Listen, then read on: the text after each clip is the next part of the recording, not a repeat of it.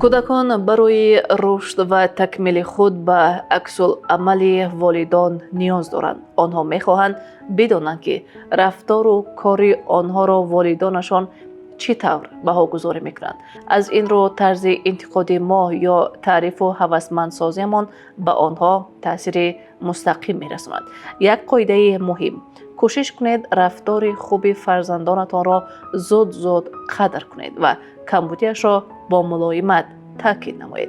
متاسفانه بعضا والدان فقط وقت کودک کاری را نادرست انجام داد واکنش میکنند، ولی هنگام کار خوبش خاموش میمانند. تجربه نشان میدهد که بچه ها مثل کلانسالان نیستند. آنها به هر قطره تحسین تشنه اند. وقتی کودک نقاشی کرد، حتی اگر رسمش به نظر شما بی سر و نوک باشد هم، یک جهت مثبتش را پیدا کنید و تعریف کنید. این به او دلگرمی می بخشد که رسم کشی را دوام دهد و بهتر کند. یا اگر کودک به شما یاری داد، حتی ناچیز هم باشد، با لبخند گویید تشکر یاردمچی من. او خود را شخص مفید حس می کند. وقتی کودک کار درست می کند و شما تعریف می نمایید، حتما مشخص بگویید برای چی تعریف می کنید. این شیوه تحسین با گفته روانشناسان رفتار دلخواه را تقویت می دهد.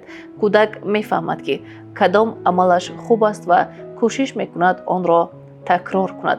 حالا در مورد تنقید یا ایراد، کودکان حساسند، مخصوصا در نزد دیگران.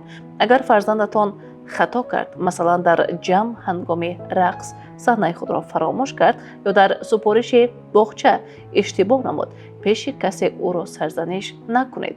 بدتر در حالت یک کس سخن کرده خطایش را شرح دهید و چطور اصلاح کردنش را گویید. و مهم، هنگام تنقید رفتار یا عملش را تنقید کنید، نه خودش را.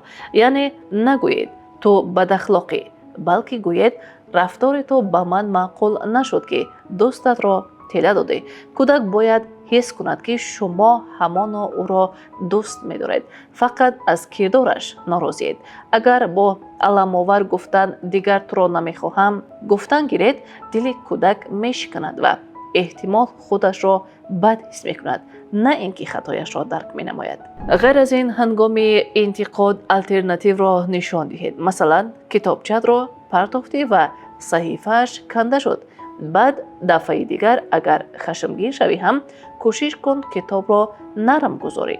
خشمت را میتوانی به بالشت زنی یا رسم کشی. همین طور تنبیه ما سازنده می شود، نه فقط گناهکار کردن. هر یک کودک تا مکتبی در برابر تعریف به کم تنقید سازنده نیاز دارد تا آداب اجتماعی را آموزد، ولی این تنقید باید چون راهنمایی مهربانانه و عادلانه احساس شود. شما کدام راه‌ها را برای تعریف و تنقید فرزندتان استفاده می‌برید؟ آیا اعتبار دادید که وقتی او را مخصوصاً برای کاری تعریف می‌کنید، وی خوشحال شده کوشش بیشتر می‌کند؟ شرح شما را در کامنتاری انتظار یادآور می‌شم که شریک برنامه ما شرکت لیندوید میباشد. لیندوید با ویتامین د، قطره از ویتامین آفتاب.